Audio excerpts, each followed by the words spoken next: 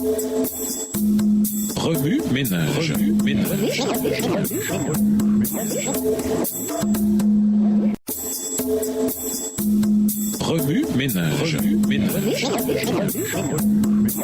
Bienvenue dans votre émission Remue ménage. Nous voilà à la leçon de dimanche, intérioriser les bénéfices de la foi. Tout au long du passage de cette semaine, on retrouve un refrain commun. À quoi est-ce que ça sert? Ou est-ce que ça peut le sauver? La ligne de questionnement de Jacques révèle sa question centrale. À quoi sert ce genre de foi que nous décrivons? C'est une foi qui, remarquant un frère ou une sœur affamée ou nue, ne lui offre que des paroles dépourvues de force et d'action. Une foi que l'on dit être dans le cœur, mais qui n'a ni influence, ni expression, ni démonstration dans la vie. À quoi sert une telle foi? La foi authentique rapporte quelque chose. Elle produit une communion significative avec Dieu. Hébreux 11, le verset 6. Le salut, Éphésiens 2, le verset 8. Et de bonnes œuvres dont les autres bénéficient au verset 10. Affirmer que l'on a la foi ne prouve pas que cette affirmation est vraie. Jacques sépare la foi et les œuvres. Jacques 2, le verset 14, pour montrer combien cette séparation est insensée. Quelqu'un peut-il avoir la foi sans la manifester dans sa vie? Est-ce là le type de foi que l'on nous dit d'avoir? Ce type de foi peut-il conduire au salut? Semble demander l'apôtre.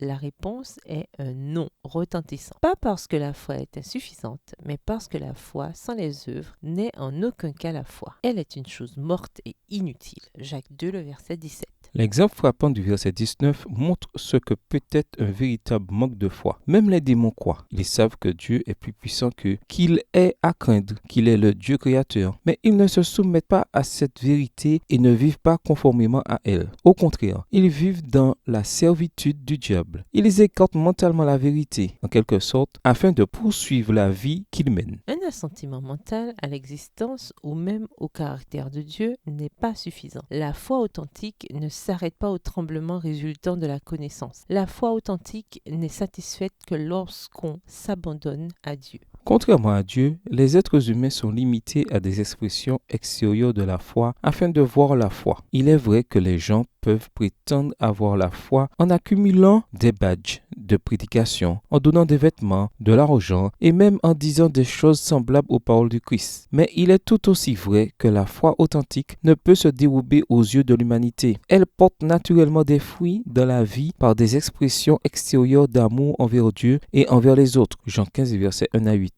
Ce sont ces expressions extérieures qui amènent les gens à glorifier Dieu. Matthieu 5, verset 16. À le connaître, à accepter son amour et à marcher avec lui. Remue ménage. Revenez à votre texte écrit et étudiez le passage. Encerclez les mots, expressions ou idées répétées. Soulignez les mots ou expressions qui sont importants et qui signifient quelque chose pour vous. Reliez par une flèche les mots, expressions aux autres mots, expressions associées aux connexes. Quels éclairages particuliers vos notes semblent-elles indiquer dans l'ensemble? Mémorisez votre verset préféré tiré de Jacques 2, les versets 14 à 26. Écrivez-le plusieurs fois pour vous le rappeler plus facilement. Quelle différence y a-t-il entre les actes pour être sauvé et les actes parce qu'on est sauvé? Comment avoir des expressions extérieures de la foi sans développer une fixation excessive sur ces expressions ou sans nous appuyer sur elles d'une façon non biblique? Au revoir. Et à demain si Dieu veut.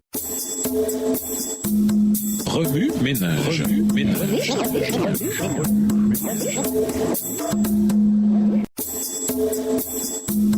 Remue ménage.